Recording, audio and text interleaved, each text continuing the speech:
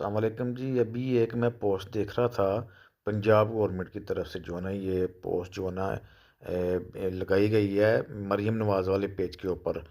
उसमें construction courses का जिक्र किया गया है। 26 दिसंबर या 24 दिसंबर से पहले पहले इनरोल करना है, दाखला लेना है।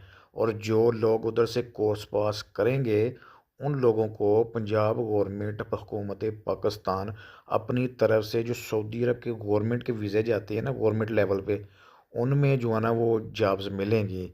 तो बेहतरीन अमल है भाई, जल्दी करें, लेट नहीं करें, टाइम ज़ाया नहीं करें। और साथ साथ एक और बात जो मज़े की है, हुकूमत 7,500 रुपया मंथली भी आपको पे भी करेगी। 7,500 रुपया पे भी करेगी भाई। ये अपॉर्चुनिटी बहुत ज़बरदस्त है। हर जो उधर घूम रहे हैं ना ऐसे, उनको चाहिए ये नाले पैसे कमाओ। 7,500 रुपया खर्चा मर्चे सही। ते उसके साथ साथ जो है ना वो कोर्स कर लो भाई, कोई डिप्लोमा कर लो, कुछ भी। एक बार जाओ, विज़िट करो, वो पेज विज़िट करो, इनरोल करो, देखो क्या क्या है उसमें। मैं इसके कमेंट्स के नीचे वो डिटेल लगा दूंगा सारी।